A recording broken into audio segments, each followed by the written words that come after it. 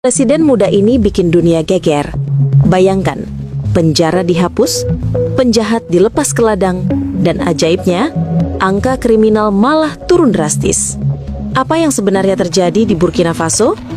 Inilah rahasia mengejutkan di balik kebijakan paling gila abad ini. Simak video ini hingga akhir dan semoga yang subscribe dilancarkan rezekinya. Sebuah keputusan berani lahir dari tanah Burkina Faso yang kering namun penuh semangat perjuangan. Presiden muda Ibrahim Traoré membuat dunia terdiam dengan perintah mengejutkan. Penjara bukan lagi tempat bagi rakyatku. Kata-kata itu menyebar seperti badai, membuat banyak orang tak percaya. Bayangkan, sebuah negara yang selama ini dikenal sebagai salah satu negeri termiskin di dunia, justru tampil dengan kebijakan yang dianggap paling revolusioner di era modern. Tidak ada lagi jeruji besi, tidak ada lagi ruang gelap tempat manusia dikurung. Sebagai gantinya, mereka yang bersalah dihadapkan pada tanah, diberi kesempatan mengolah lahan, dan dipaksa belajar hidup dari kerja keras. Apa yang dianggap sebagai kebijakan gila oleh sebagian pihak, justru dipuji oleh banyak orang sebagai langkah paling manusiawi dalam sejarah Afrika. Dunia terperangah dan seolah bertanya, siapa pemimpin muda ini yang berani membalik sistem peradilan yang telah ratusan tahun dipertahankan? Di bawah kepemimpinan Traoré, wajah peradilan Burkina Faso berubah total. Para kriminal yang dulunya digiring ke balik pintu baja penjara, kini malah berjalan menuju ladang luas. Mereka tidak lagi mengenakan pakaian oranye dengan nomor tahanan di punggung, tetapi baju lusuh dengan cangkul di tangan. Setiap langkah mereka di atas tanah gersang itu menjadi awal dari perjalanan baru. Jeruji besi tidak pernah menumbuhkan apapun, tetapi tanah bisa menumbuhkan kehidupan. Ucap Traoré dengan nada tegas, namun penuh keyakinan.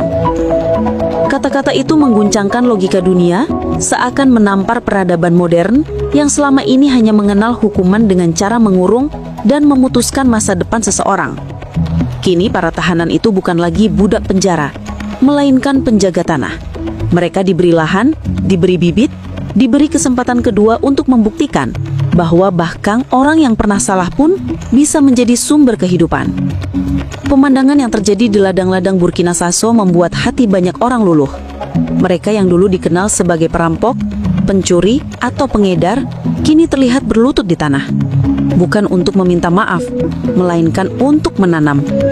Tangan mereka yang dulu mengangkat senjata atau mencuri barang orang lain, kini menggenggam bibit jagung, padi, dan tomat.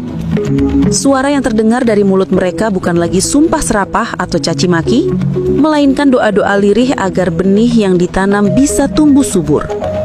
Banyak dari mereka menangis saat melihat tunas kecil pertama kali muncul dari tanah. Tangisan itu bukan tangisan ketakutan seperti di balik jeruji besi, melainkan tangisan haru yang lahir dari rasa syukur. Aku merasa dilahirkan kembali, kata seorang mantan perampok yang kini bekerja di sawah. Matanya berkaca-kaca sambil menunjukkan hasil tanam pertamanya. Di seluruh Burkina Faso, rakyat menyaksikan sebuah keajaiban sosial, sesuatu yang jarang sekali terjadi di dunia modern. Kriminal berubah menjadi penyambung kehidupan. Kebijakan ini sontak menjadi berita utama di berbagai media internasional. Dunia Barat, yang selama ratusan tahun menjadikan penjara sebagai simbol hukum, kini dibuat gelisah. Ini berbahaya, ini tidak realistis, kata beberapa pengamat. Namun di sisi lain, banyak aktivis kemanusiaan meneteskan air mata haru. Mereka melihat sesuatu yang lebih besar. Inilah harapan baru bagi dunia yang sudah lama terjebak dalam siklus hukuman tanpa akhir. Negara-negara Afrika pun mulai terinspirasi.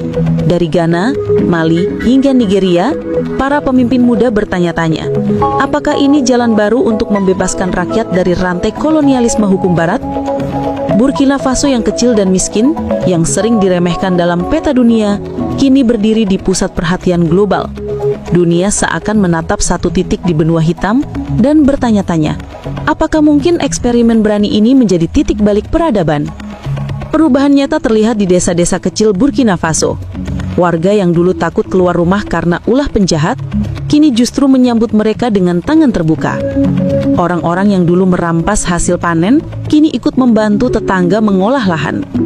Mereka yang pernah menjadi mimpi buruk desa kini menjadi harapan baru. Di sawah, mereka bekerja berdampingan dengan para petani tua, bercanda dengan anak-anak kecil, dan ikut merasakan lelah serta peluh demi menghasilkan makanan.